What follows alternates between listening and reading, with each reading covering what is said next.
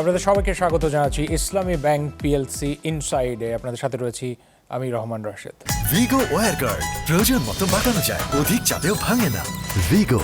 আমাদের আজকের আয়োজনে আমরা বিষয় নির্ধারণ করেছি মূল্যস্ফীতি, বিশেষ করে বাংলাদেশের বাজারে দ্রব্যমূল্যের ঊর্ধ্বগতি এবং এর জনজীবনের প্রভাব কি, সেই বিষয়ে আজকের আয়োজনে আমরা আলোচনা করব।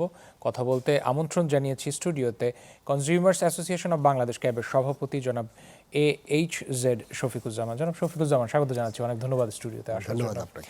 সরকারি হিসেবে বা তথ্য বলছে 2025-এ মূল্যস্ফীতি 8.29%, যেখানে গত বছর অর্থাৎ 2024-এ লক্ষ্য করা যাচ্ছে যে 10.34%।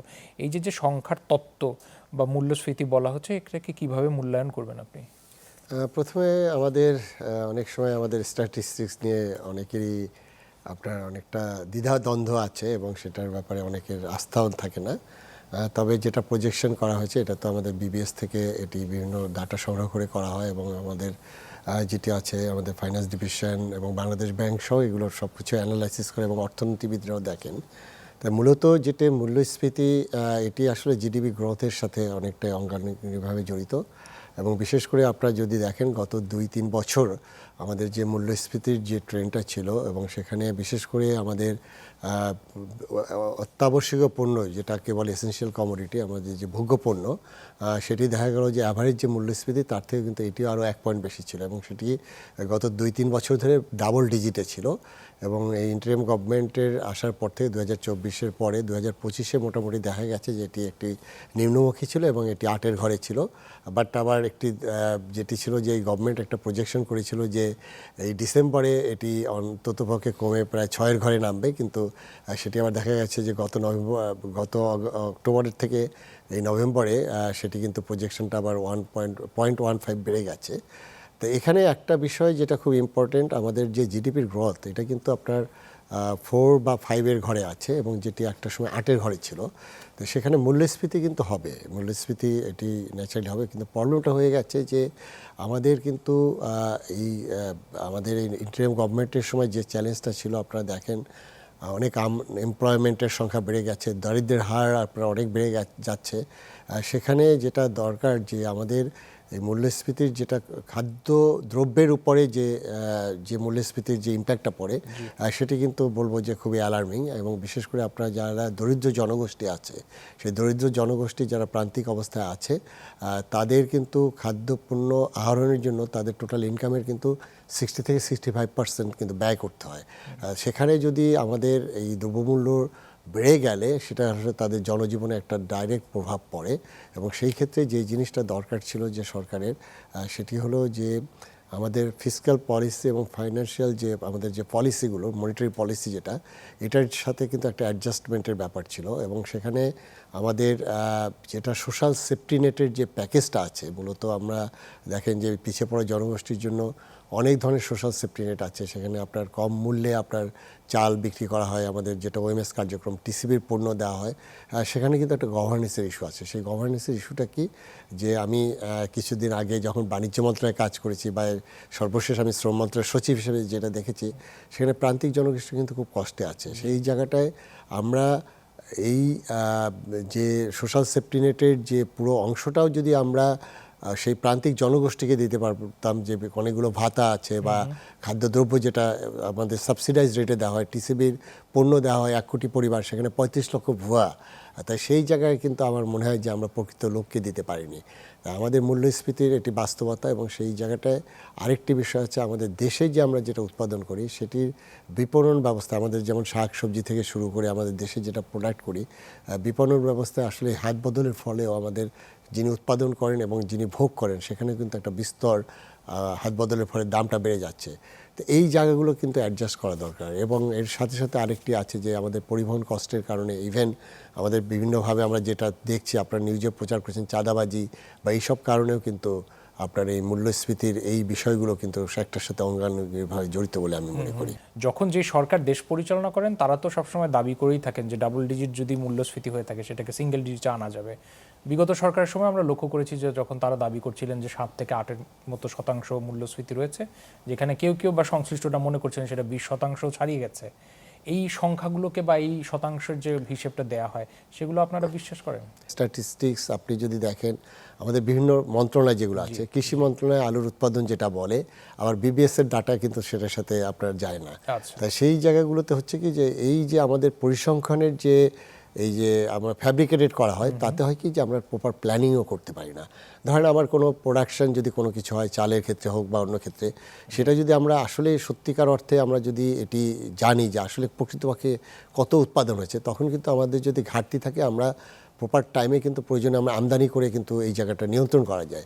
তো এখানে যেটা হয় কি যে গভর্নমেন্টের যে বডিগুলো কাজ করে, সেখানে তারা সবসময় আপনার একটু ফেব্রিকেটেড, মানে তারা আসলে দেখায় যে তাদের গ্রোথ। বিশেষ করে আমি জানি যে আপনার সবসময় টার্গেট দেওয়া হয় কৃষি ডিপার্টমেন্টের, তারা যেটা উৎপাদন করে তাদের 10% আপনার গ্রোথ দেখাতে হয়। আর প্রতি বছর কি আপনার 10% গ্রোথ সম্ভব? আপনার অ্যাকচুয়ালি আমাদের ল্যান্ড কমছে, আমাদের এখানে অনেক সময় বন্যা হয়, খরা হয়, তখন কিন্তু তারা কিন্তু সবসময় দেখায় যে আমাদের চাল উৎপাদন গত বছর এই ছিল, এই বছর আরও 10% বেড়েছে।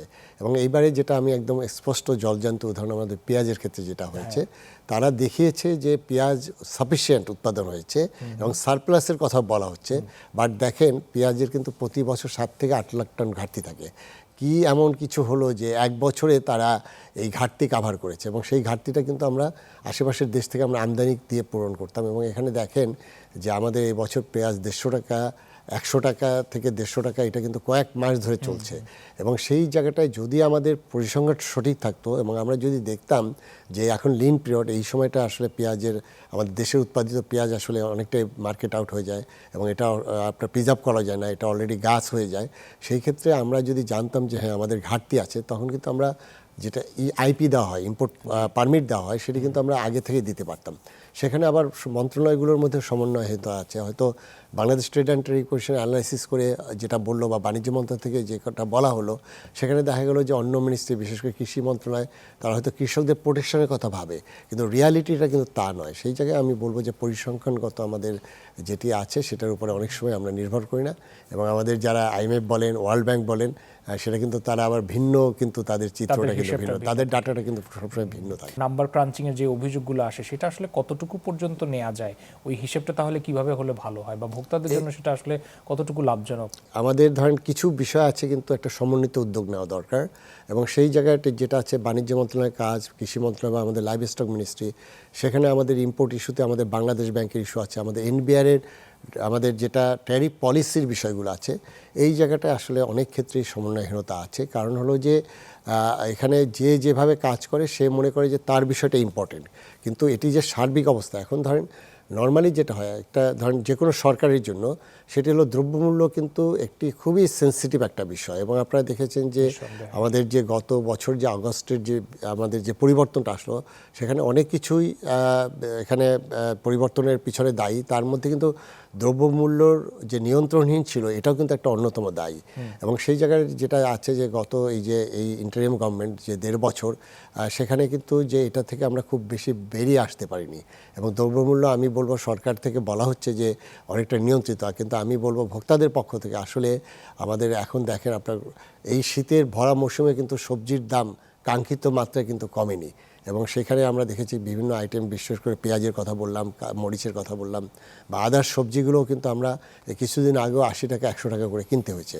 দ্রব্যমূল্যটাও কিন্তু খুব ইম্পর্টেন্ট ইস্যু, কারণ রমজান কিন্তু আপনার দ্রব্যমূল্য অনেক ক্ষেত্রেই লাগাম ছাড়া এবং হয়ে জাতীয় নির্বাচন এবং রমজান একই সময়, চ্যালেঞ্জটাও, এটা একটা কিন্তু চ্যালেঞ্জ। এবং এটি একটি সরকারের জন্য, একটি নতুন সরকার আসবে, এবং তাদের জন্য আমি মনে করি যে এই সরকার কিন্তু এই চ্যালেঞ্জটা যদি ভালোভাবে হ্যান্ডেল না করতে পারে, তাহলে ইনিশিয়ালি কিন্তু তারা তাদের জনপ্রিয়তার কিন্তু একটা বিষয় কিন্তু প্রশ্ন দাঁড়িয়ে যাবে সেখানে। অন্তর্বর্তী সরকার খুব অল্প সময়ের জন্য আসছে এবং মূল্যস্ফীতি নিয়ন্ত্রণে তারা নানা পদক্ষেপও নিয়েছে। আমরা দেখেছি যে বাংলাদেশ ব্যাংক তারাও বলেছে যে মুদ্রানীতি নিয়ে তাদের কোনো নীতিগত কিছু পদক্ষেপ আমরা লক্ষ্য করেছি, সেইগুলোকে আসলে কতটুকু উপকার করেছে বা কাজে লেগেছে বলে মনে করেন? আমাদের ব্যাংকিং সেক্টরটা তো আসলে খুবই এলোমেলো অবস্থা, আপনারা জানেন, এবং এখানে আমাদের মানি লন্ডারিং হয়েছে, এবং এখানে আপনার যেটা অনাদায়ী যে ঋণের পরিমাণ কিন্তু অনেক অনেক অনেক বেড়ে গেছে। অনেকগুলো ব্যাংক এবং অনেকগুলো ব্যাংক কিন্তু মার্জ করতে হয়েছে। এবং আমি যেহেতু শ্রম মন্ত্রণালয় যেটা হ্যান্ডেল করেছি, অনেকগুলো ফ্যাক্টরি বন্ধ হয়ে গেছে, এবং সেখানে বাংলাদেশে বেক্সিমকোর মতো একটা বড় ফ্যাক্টরি তাদেরকে বন্ধ করতে হয়েছে, এবং সেখানে আমাদের আমাদের সরকারের কাছ থেকে কিন্তু 600 কোটি টাকা কিন্তু তাদেরকে দিয়ে আপনার সেটা যে শ্রমিক আনরেস্ট ছিল সেটা চেষ্টা করা হয়েছে। প্রবলেমটা হয়েছে যে এই সরকারের একটা জায়গায় অনেক সফলতা আছে, এটা বলতেই হয় যে আপনার রিজার্ভের যে অবস্থা সেটি যে একটা ভালনারেবল পর্যায়ে চলে গেছে, অনেকটাই রেড জোনে চলে গেছে, সেটা এখন আলহামদুলিল্লাহ যে আমাদের কিছু সংকুচিত মুদ্রানীতির কারণে এটা এখন 32 বিলিয়নের কাছাকাছি রয়েছে এবং এটা আমরা অন্তত 4 থেকে 5 মাসের কিন্তু আমরা ইম্পোর্টের যে আমাদের এটা এলসির যে বিষয়গুলো থাকে সেটা কিন্তু খুবই আমি বলবো যে ভালো অবস্থায় আছে এবং এটা কিন্তু আস্তে আস্তে বাড়ছে এবং আমাদের রেমিটেন্স প্রবাহও কিন্তু আমাদের ওই কনফিডেন্সটা আছে দেখে এটাও কিন্তু একটা ভালো দিকে গেছে। প্রবলেমটা হয়ে গেছে কি যে আমাদের ল অ্যান্ড অর্ডার সহ ইন্টারিম গভর্নমেন্টের ঠিক এখন যে চ্যালেঞ্জগুলো আছে সেখানে আসলে কেউ মনে হচ্ছে কিছু মানছে না আসলে সত্যিকার অর্থে, এবং সেখানে আমাদের যে পরিবহন সেক্টরের কারণে আমাদের যে দ্রব্যমূল্য বেড়ে যাচ্ছে বা চাঁদাবাজির কথা এবং এই হাত বদলের ফলে এটি আমি বলবো যে অনেকটাই অনিয়ন্ত্রিত অবস্থায় আছে, যেমন অতীতেও ছিল এবং এখনও কিন্তু সেখান থেকে উন্নতি হয়নি। আমরা আসলে যেটা আছে আমাদের বিপণন ব্যবস্থা এগুলো যদি আমরা কন্ট্রোল করতে পারতাম বা এটাও যদি আমরা অনেকটাই বলবো যে একটা গভর্নেন্স ইস্যুতে আনতে পারতাম তাহলে কিন্তু মানুষ স্বস্তিতে থাকতো। যে অন্তর্বর্তী সরকার তারা বাজার মনিটরিং এর জন্য একটা টাস্ক ফোর্স চালু করেছে, এগুলো মাঠ পর্যায়ে আসলে কতটুকু কার্যকর বলে আপনি মনে করেন? ভোক্তা অধিকার সংরক্ষণ অধিদপ্তরে আমি 2.5 বছর ডিজি হিসেবে কাজ করেছি, আমরা সারা দেশে মনিটরিং করেছি। এটা একটা জিনিস হলো যে একটা ডেমনস্ট্রেশন, বাট আমাদের রুট কজে যেতে হবে। রুট কজটা কি? সেটা হলো যে আমাদের যেটা ইম্পোর্ট পণ্য যেগুলো আছে আমাদের বিশেষ করে তেল, চিনি বা এই ধরনের, সেখানে আমাদের ইন্টারন্যাশনাল প্রাইজের সাথে আমরা আসলে যেটা রিফাইনারি যেটা এটা প্রডিউস করছে এবং সেটা আমাদের একদম ভোক্তা পর্যায়ে যাওয়ার ক্ষেত্রে এই জায়গায় আসলে কোথায় প্রাইসটা হাইক হচ্ছে, কেউ আপনার আর্টিফিশিয়াল ক্রাইসিস তৈরি করছে কিনা, ইভেন আপনার আমাদের যে বিপণন ব্যবস্থার কোনো একটা জায়গায় আপনার স্টক করে আপনার এটা গোলামজাত করে বা মজুত করে আপনার বাজারটাকে অস্থির করছে কিনা, এই জায়গাগুলো কিন্তু আপনাকে হাত দিতে হবে। আরেকটি যেটা আছে আমাদের দেশের যে উৎপাদিত পণ্য বিশেষ করে শাকসবজি থেকে শুরু করে চাল বা আদার্স যে পণ্যগুলো সেটি কিন্তু আমাদের কৃষক থেকে আপনার ভোক্তা পর্যায়ে আসার জন্য হাত বদলে যেটা বেড়ে যাচ্ছে। আরেকটা জায়গায় আসলে খুব বেশি ফোকাস করা, এটা কিন্তু আমরা এখনই পারি, সেটা হলো কৃষি মন্ত্রণালয়ে তারা অনেক সাফল্য আছে, কিন্তু দেখেন আজকে ফার্টিলাইজারের প্রাইস আপনার যেটা সরকার ভর্তুকি দিয়ে যেটা নির্ধারণ করে দিয়েছে তার থেকে কিন্তু 300 থেকে 700 টাকা বেশি দামে এক বস্তা ফার্টিলাইজার কিনতে হয়। তাহলে কি আমার এখানে কিন্তু প্রোডাকশন কস্ট বেড়ে যাচ্ছে। একইভাবে আমাদের আপনার পেস্টিসাইড যেটা ইউজ করতে হয়, আমাদের যেটা বিষ ইউজ করতে হয় আমাদের পোকা দমনের জন্য, বালাইনাশকের জন্য, সেখানেও কিন্তু আপনার দামটা নিয়ন্ত্রণের বাইরে, বীজের দাম বেশি। তো এই জায়গাগুলোতে তো সরকার খুব সহজে ইন্টারভেন করতে পারে এবং আমি দেখেছি যে আমাদের পার্শ্ববর্তী দেশের থেকে আমাদের দেশের উৎপাদন খরচ কোনো পণ্যের ক্ষেত্রে আপনার প্রায় 1.5 গুণ বেশি আমাদের খরচ পড়ছে। তাহলে কি হচ্ছে যে আমাদের কৃষকের যে বেশি দামে উৎপাদন করতে হচ্ছে বাট তারা কিন্তু ন্যায্য মূল্যটা পাচ্ছে না। তাতে কিছু হচ্ছে যে তারা আরও দরিদ্র থেকে দরিদ্র হচ্ছে এবং তারা কিন্তু কৃষি কাজে আগ্রহটা হারিয়ে ফেলছে। এটাও কিন্তু একটা ভয়ঙ্কর বিষয়। তা এই জিনিসগুলো কিন্তু আমরা খুব সহজেই অ্যাড্রেস করছি, কারণ অ্যাড্রেস করতে পারি। বিশেষ করে সারটা কিন্তু ডিস্ট্রিবিউট হয় আমাদের একদম যারা ডিলার আছে বা ডিস্ট্রিবিউটার যে চ্যানেলগুলো আছে তারা কিন্তু সবাই কিন্তু একটা অনুমতি নিয়ে, কৃষি মন্ত্রণের অনুমতি নিয়ে এটা করে একদম আপনার ইউনিয়ন বা প্রান্তিক পর্যায়ে। তাহলে সেখানে আমাদের যে বেশি দামে এই সারটা বিক্রি হচ্ছে এটা কিন্তু আমরা সহজেই কিন্তু এটার বিরুদ্ধে ব্যবস্থা নিতে পারি। সেই জায়গাটা আমি দেখি যে অনেকটাই আপনার শিথিলতা আর বাজার মনিটরিং, এবং সেখানে যে শুধু ভোক্তা অধিকার সংরক্ষণ অধিদপ্তর বা এরাই তো করতে পারবে না, এখানে লোকাল গভর্নমেন্টেরও এনগেজমেন্ট আছে, বিশেষ করে আমাদের স্থানীয় প্রশাসন। সেই জায়গাটায় দেখছি যে অনেকটাই আসলে তারা অন্য দিকে ফোকাস, এখন নির্বাচন নিয়ে তারা ব্যস্ত। সেই ফাঁকে সামনে রমজানে কিন্তু এই কিছু কতিপয় ব্যবসায়ী যারা এখানে অতি মুনাফার জন্য যারা মানে সুযোগ খোঁজে তাদের আসলে এই সুযোগটা তারা নেবে।